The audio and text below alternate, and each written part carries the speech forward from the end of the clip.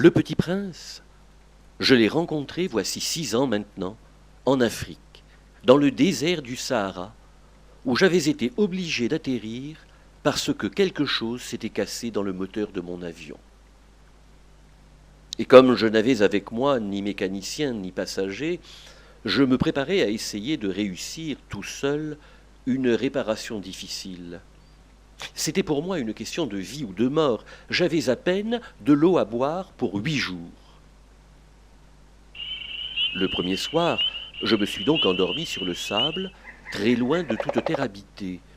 J'étais bien plus isolé qu'un naufragé sur un radeau au milieu de l'océan. Alors, vous imaginez ma surprise, au lever du jour, quand une drôle de petite voix m'a réveillé. Elle disait « S'il vous plaît, dessine-moi un mouton. »« Hein ? Dessine-moi un mouton. » J'ai sauté sur mes pieds comme si j'avais été frappé par la foudre. J'ai bien frotté mes yeux, j'ai bien regardé, et j'ai vu un petit bonhomme tout à fait extraordinaire qui me considérait gravement. Voilà le meilleur portrait que plus tard j'ai réussi à faire de lui. Mais mon dessin, bien sûr, est beaucoup moins ravissant que le modèle. Je regardais donc cette apparition avec des yeux tout ronds d'étonnement. Quand je réussis enfin à parler, je lui dis « Mais qu'est-ce que tu fais là ?» Et il me répéta alors, doucement, comme une chose très sérieuse, « S'il vous plaît, dessine-moi un mouton. » Quand le mystère est trop impressionnant, on n'ose pas désobéir. Aussi je sortis de ma poche une feuille de papier et un stylo. Mais je me rappelais alors que j'avais surtout étudié la géographie, l'histoire, le calcul et la grammaire, et je dis au petit bonhomme, avec un peu de mauvaise humeur, que je ne savais pas dessiner. Il me répondit « Ça ne fait rien. Dessine-moi un mouton. » Comme je n'avais jamais dessiné un mouton, je refis pour lui l'un des 2 seuls dessins dont j'étais capable, celui du boa fermé. Et je fus stupéfait d'entendre le petit bonhomme me répondre « Non, non, non, non, non, non, non, je ne veux pas d'un éléphant dans un boa. Un boa, c'est très dangereux, et un éléphant, c'est très encombrant. Chez moi, c'est tout petit. J'ai besoin d'un mouton. Dessine-moi un mouton. »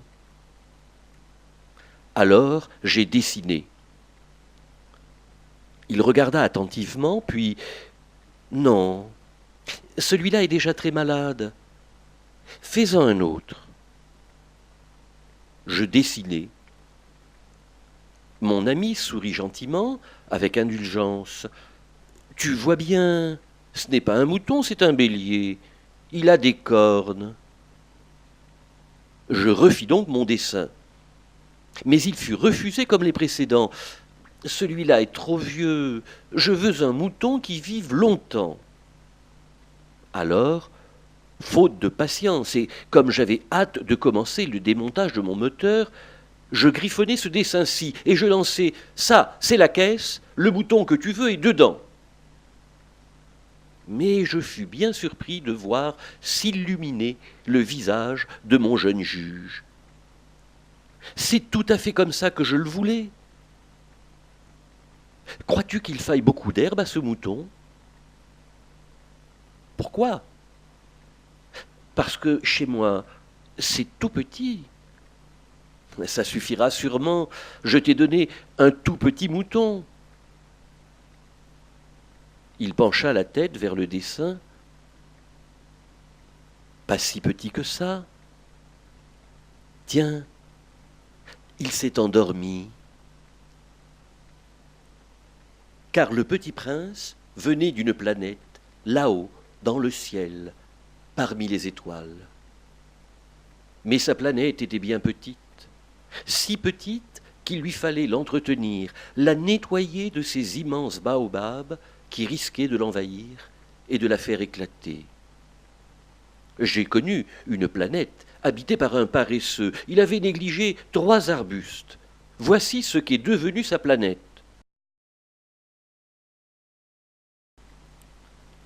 Maintenant qu'il possédait un mouton, le mouton par moi dessiné, le petit prince redoutait que, s'il emmenait l'animal sur sa petite planète, celui-ci ne mange sa fleur, la fleur du petit prince, elle qui ne pouvait se défendre que de ses 4 épines.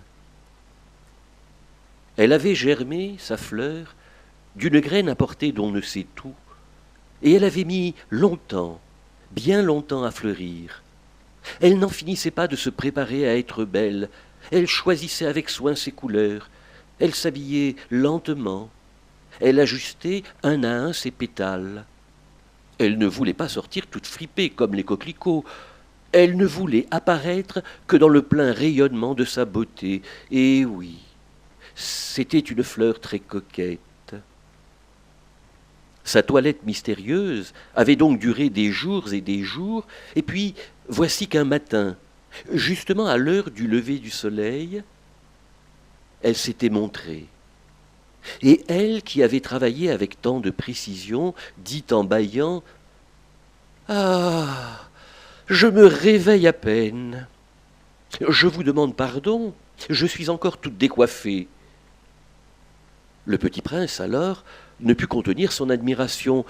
« Que vous êtes belle !»« N'est-ce pas ?» répondit doucement la fleur. « Et je suis née en même temps que le soleil. » Le petit prince devina bien qu'elle n'était pas trop modeste, mais elle était si émouvante. « C'est l'heure, je crois, du petit déjeuner, » avait-elle bientôt ajouté. « Auriez-vous la bonté de penser à moi ?» Et le petit prince, tout confus, ayant été chercher un arrosoir d'eau fraîche, avait servi la fleur. Ainsi l'avait-elle bien vite tourmentée par sa vanité un peu ombrageuse. Un jour, par exemple, elle avait dit au petit prince « J'ai horreur des courants d'air. Vous n'auriez pas un paravent ?»« Horreur des courants d'air ? Ce n'est pas de chance pour une plante, » avait remarqué le petit prince. Cette fleur est bien compliquée. Le soir, vous me mettrez sous globe. Il fait très froid chez vous. Puis elle avait toussé 2 ou 3 fois pour mettre le petit prince dans son tort. Ce paravent, j'allais le chercher, mais vous me parliez. Alors elle avait forcé sa toux pour lui infliger quand même des remords. Le petit prince me confia un jour « Je n'ai rien su comprendre. J'aurais dû la juger sur les actes et non sur les mots. Elle m'embaumait et m'éclairait.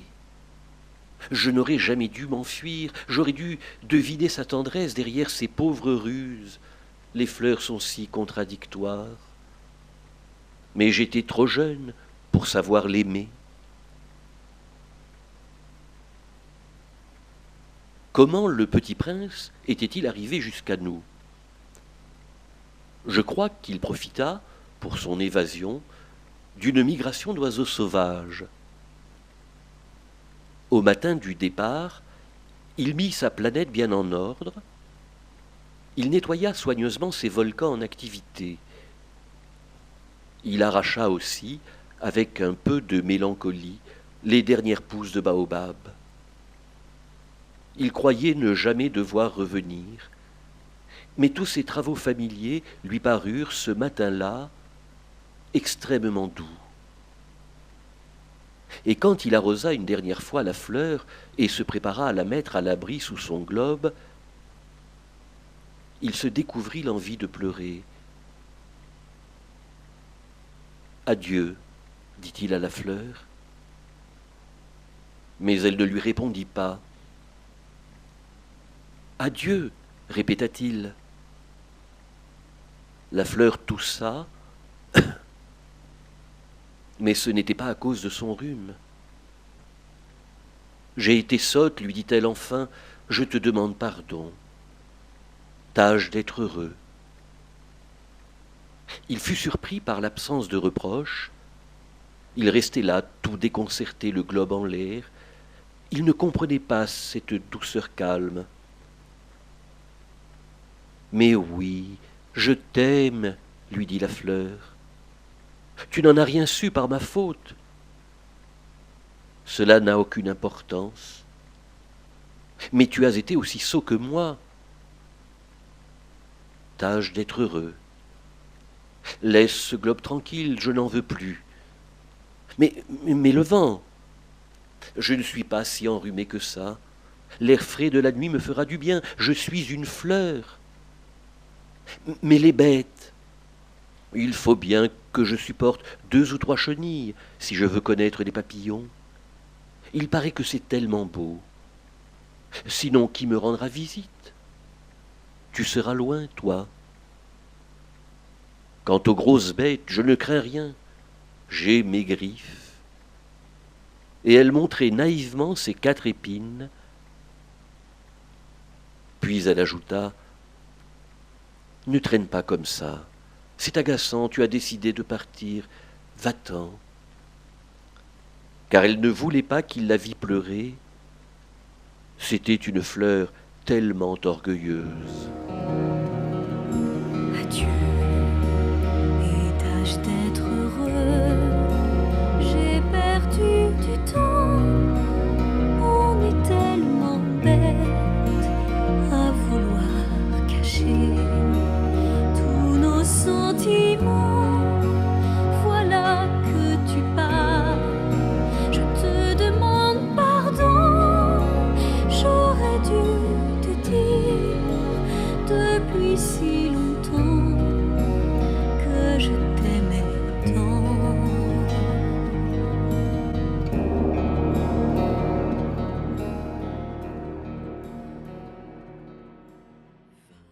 Avant de parvenir jusqu'à la Terre, le petit prince parcourut plusieurs planètes. Sur la première, il rencontra un roi qui voulait faire respecter sa royale autorité. Mais par qui se faire obéir lorsque l'on est tout seul?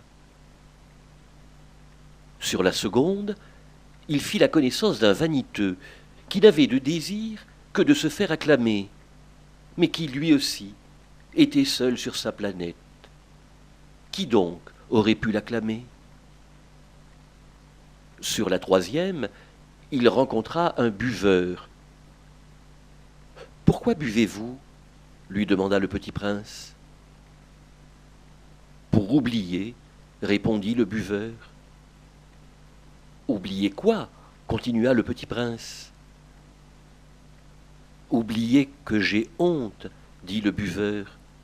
« Mais de quoi avez-vous honte ?»« J'ai honte de boire, » avoua le buveur. Sur la quatrième planète vivait un businessman qui ne faisait que compter. Que comptait-il? Les étoiles. Pourquoi les étoiles? Parce qu'il pensait qu'elles lui appartenaient, puisqu'il était le premier à avoir songé les posséder. Sur la cinquième planète, il y avait un réverbère unique, et un homme, l'allumeur de réverbère, qui allumait le réverbère quand venait la nuit et l'éteignait quand pointait le jour. Mais la planète était si petite, et elle tournait si vite sur elle-même, que l'homme était obligé d'allumer et d'éteindre sans cesse son réverbère. Sur la sixième planète travaillait le géographe, un savant chargé de répertorier les montagnes, les déserts, les rivières, les villes. Mais il n'avait aucun explorateur pour l'aider dans sa tâche. Aussi, ne parvenait-il pas à mener cette tâche à bien. Je prends note. Je n'écris que des choses éternelles.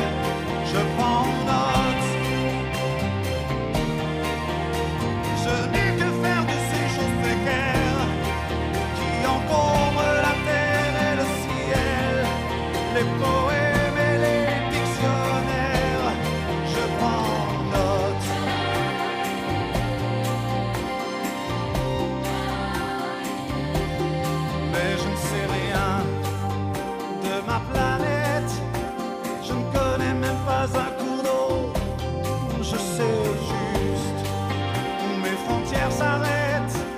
coincé à l'arrière d'un bureau, je prends note.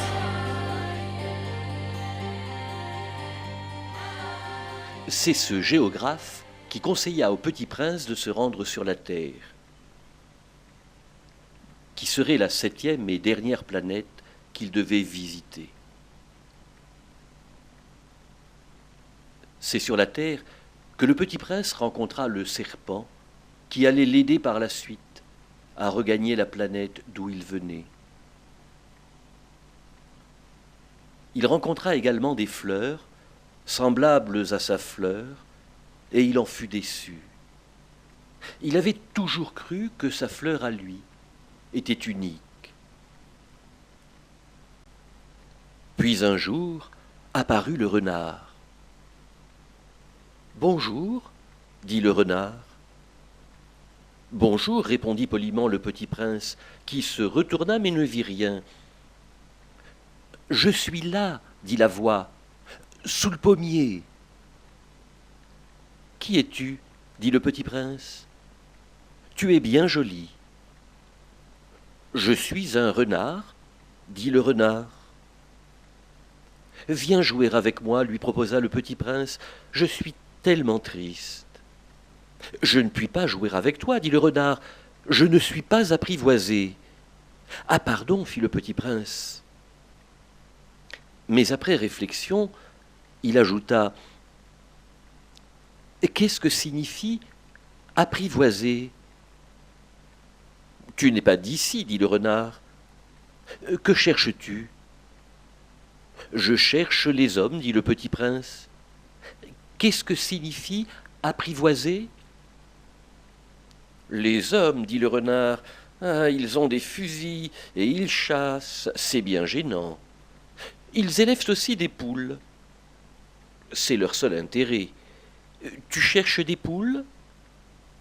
Non, dit le petit prince. Je cherche des amis. Qu'est-ce que signifie apprivoiser ?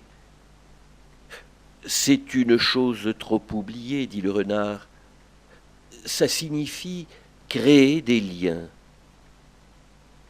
Créer des liens ? Bien sûr, dit le renard. Tu n'es encore pour moi qu'un petit garçon, tout semblable à 100 000 petits garçons. Et je n'ai pas besoin de toi, et tu n'as pas besoin de moi non plus. Je ne suis pour toi qu'un renard, semblable à 100 000 renards.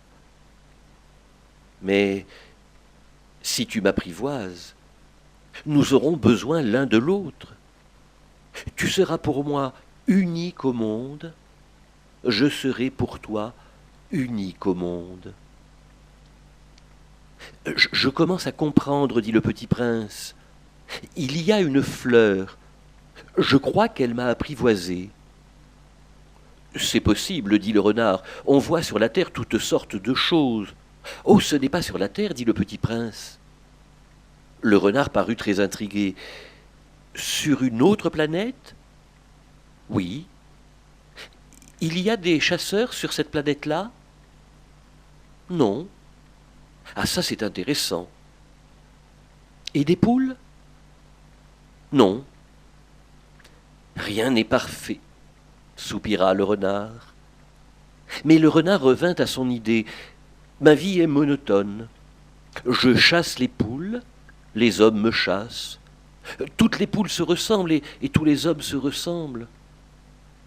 Je m'ennuie donc un peu. Mais si tu m'apprivoises, ma vie sera comme ensoleillée. Je connaîtrai un bruit de pas qui sera différent de tous les autres. Les autres pas me font rentrer sous terre. Le tien m'appellera hors du terrier comme une musique.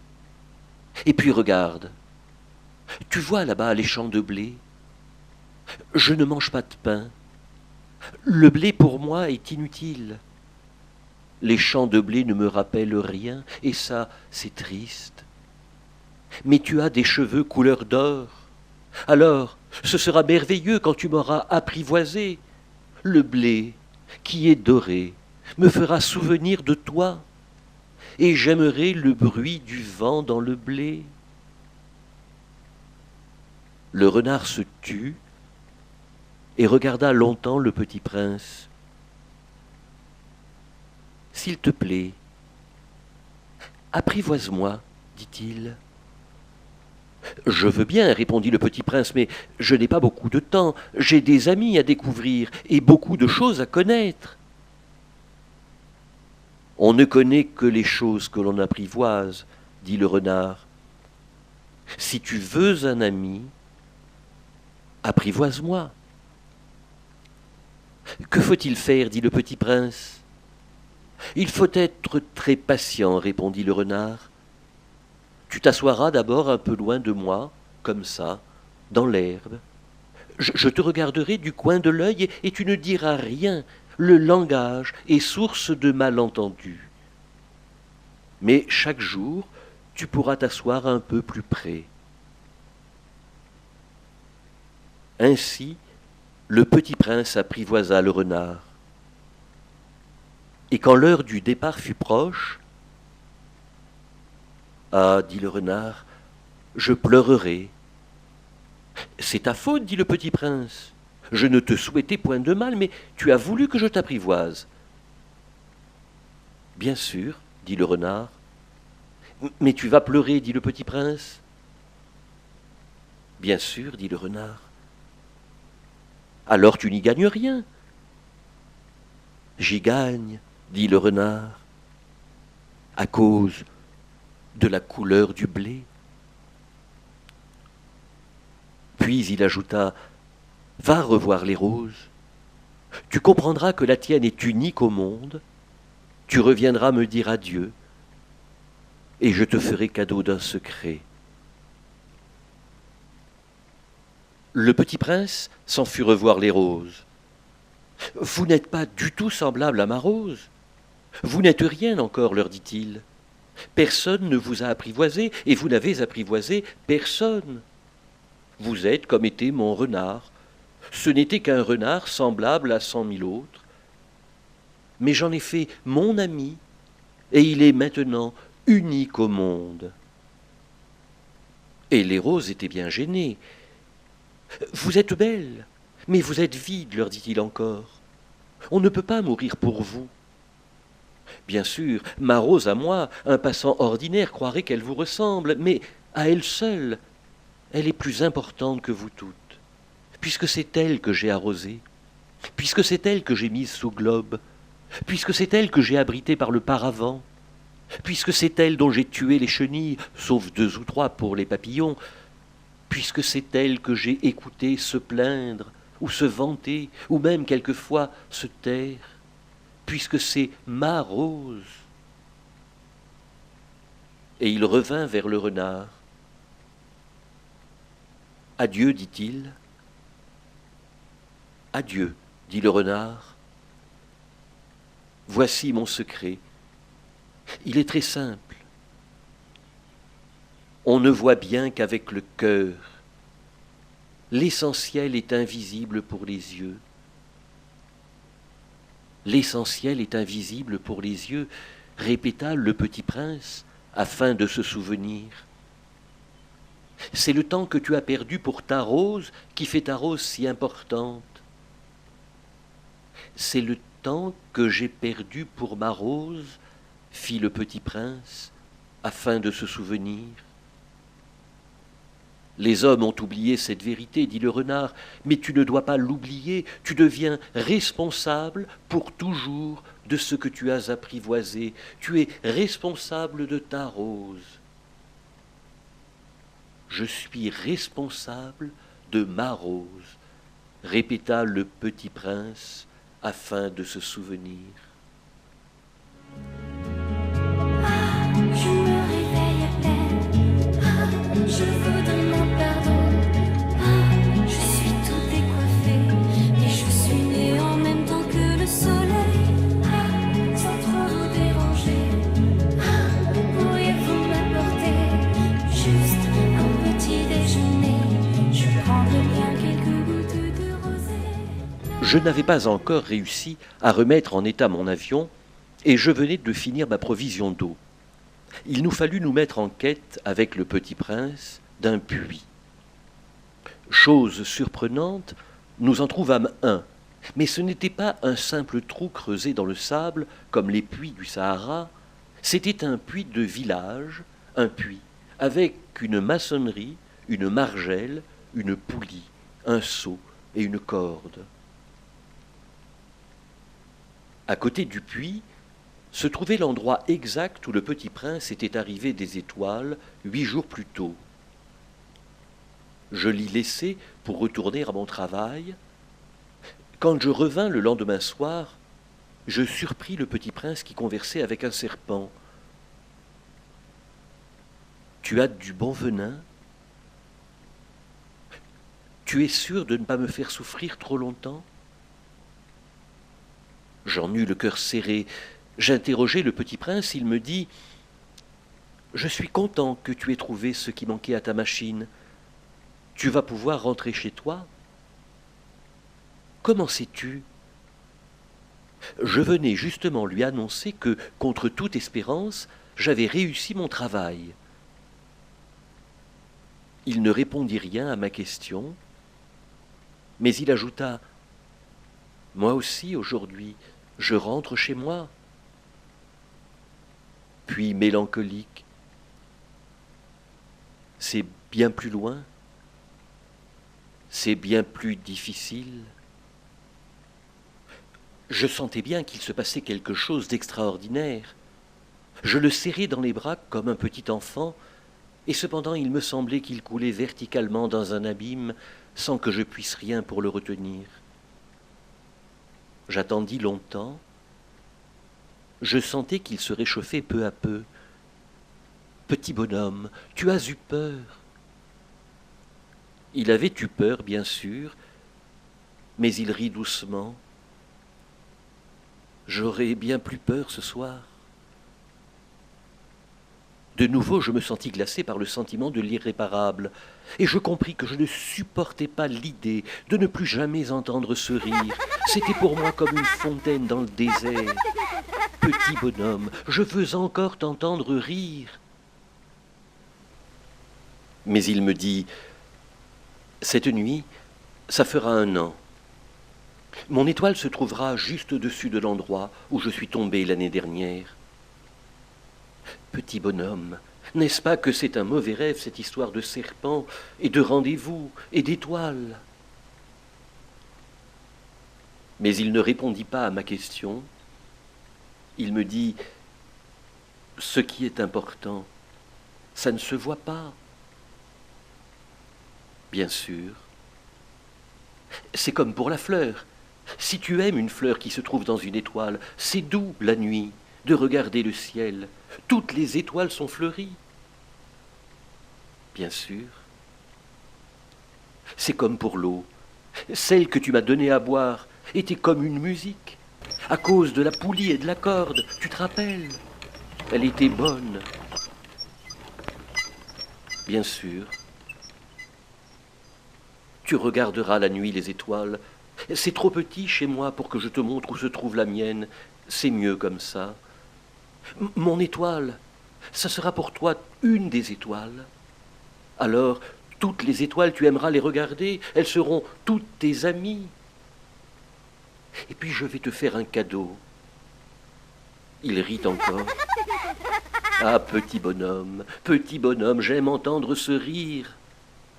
Justement, ce sera mon cadeau. Ce sera comme pour l'eau.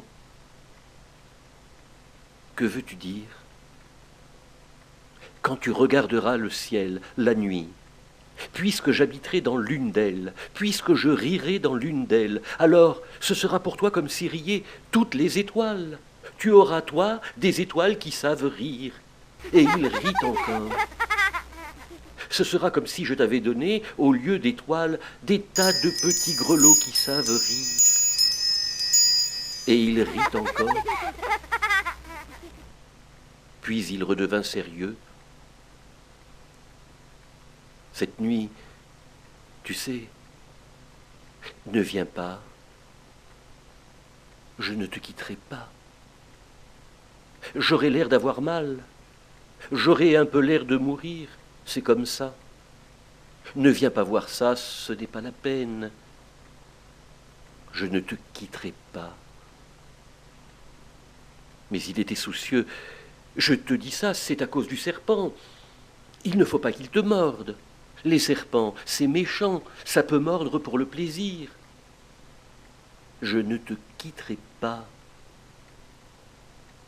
Mais quelque chose le rassura. C'est vrai qu'ils n'ont plus de venin pour la seconde morsure. Cette nuit-là, je ne le vis pas se mettre en route. Il s'était évadé sans bruit. Quand je réussis à le rejoindre, il marchait d'un pas décidé, d'un pas rapide. Il me dit seulement « Ah, tu es là ?» Et il me prit par la main. Mais il se tourmenta encore. « Tu as eu tort, tu auras de la peine. J'aurai l'air d'être mort et ce ne sera pas vrai. » Moi, je me taisais. « Tu comprends, c'est trop loin. Je ne peux pas emporter ce corps-là, c'est trop lourd. » Moi, je me taisais. « Mais ce sera comme une vieille écorce abandonnée. Ce n'est pas triste, les vieilles écorces. » Moi, je me taisais. Il se découragea un peu, mais il fit encore un effort. « Ce sera gentil, tu sais. Moi aussi, je regarderai les étoiles. Toutes les étoiles seront des puits, avec une poulie rouillée. Toutes les étoiles me verseront à boire. » Moi, je me taisais. « Ce sera tellement amusant. Tu auras 500 millions de grelots, j'aurai 500 millions de fontaines. » Et il se tut aussi parce qu'il pleurait. C'est là. Laisse-moi faire un pas tout seul. Et il s'assit parce qu'il avait peur. Il dit encore, « Tu sais, ma fleur, j'en suis responsable. Elle est tellement faible, elle est tellement naïve. Elle a 4 épines de rien du tout pour la protéger contre le monde. » Moi, je m'assis parce que je ne pouvais plus me tenir debout. Il dit, « Voilà, c'est tout. » Il hésita encore un peu, puis il se releva. Il fit un pas. Moi, je ne pouvais pas bouger. Il n'y eut rien qu'un éclair jaune près de sa cheville. Il demeura un instant immobile. Il ne cria pas. Il tomba doucement comme tombe un arbre. Ça ne fit même pas de bruit à cause du sable.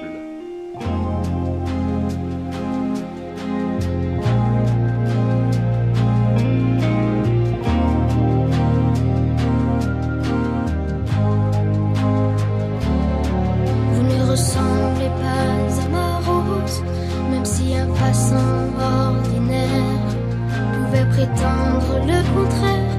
Vous n'êtes rien encore. Personne ne vous a apprivoisé. Vous n'avez apprivoisé personne. Tant que vous n'avez pas d'amis, vous n'êtes pas unique au monde. Vous êtes belle, mais vous êtes vide. On ne peut pas mourir pour vous. Et elle toute seule, ma rose, compte bien plus que tout. Puisque c'est elle que j'ai arrosée, puisque c'est elle que j'ai protégée, puisque c'est elle que j'ai écoutée, puisque c'est ma rose. Pour nos adieux, voici mon secret. On ne voit bien qu'avec le cœur. Il faut comprendre l'essentiel, invisible pour les yeux. Si les hommes oublient cette vérité, toi tu ne dois pas l'oublier. C'est le temps perdu pour ta rose qui fait ta rose si importante. Tu deviens responsable pour toujours de ce que tu as apprivoisé. Alors me voici responsable de ma rose à jamais. Puisque c'est elle que j'ai